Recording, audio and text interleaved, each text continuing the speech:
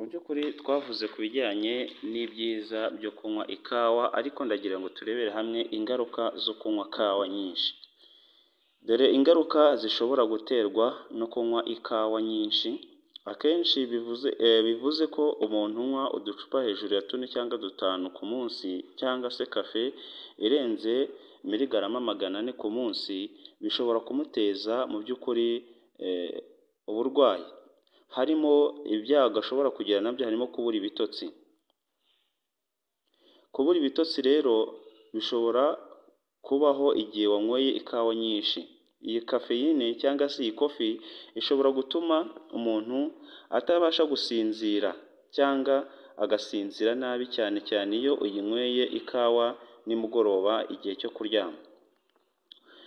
Umutima utera cyane aribyo bita palpitations. Rero kawa nyinshi ishobora gutuma umuntu cyangwa se ishobora gutuma umutima utera vuba cyane cyangwa se ntamere neza, akumva ntameze neza. Cyane ku bantu bafite ibibazo by'umutima. Ni ukuvuga ngo kunywa ikawa nyinshi cyangwa se ku bantu bafite ibibazo by'umutima ntabwo ari byiza kunywa ikawa. Icya gatatu, kugira igihunga no guhinda umushyitsi. Iyi kafe cyangwa se iyi kafeyine, iyi kofi rero kuyinywa ari nyinshi ishobora gutera guhagarika umutima ndetse no kugira ubwoba. Ushobora kugira puresha cyane ukumva ntumeze neza, ufite ubwoba muri wowe ndetse ukumva ntutuje muri wowe nyine. Kubera iki? Kubera ikawa iba iri gukora mu by'ukuri iyo yibaye nyinshi mu mubiri iguteza ibibazo. Ikindi, kunywa kawa nyinshi ushobora kuguteza kugira impatwe cyangwa ibibazo mu gifu,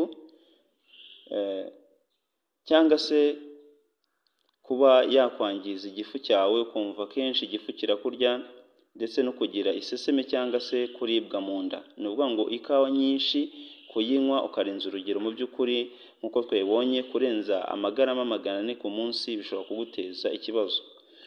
Ikindi, kugira umunaniro urenze nyuma yo gukanguka ukumva ntumeze neza, ugakanguka ukumva nyine muri wowe wacitse imbaraga.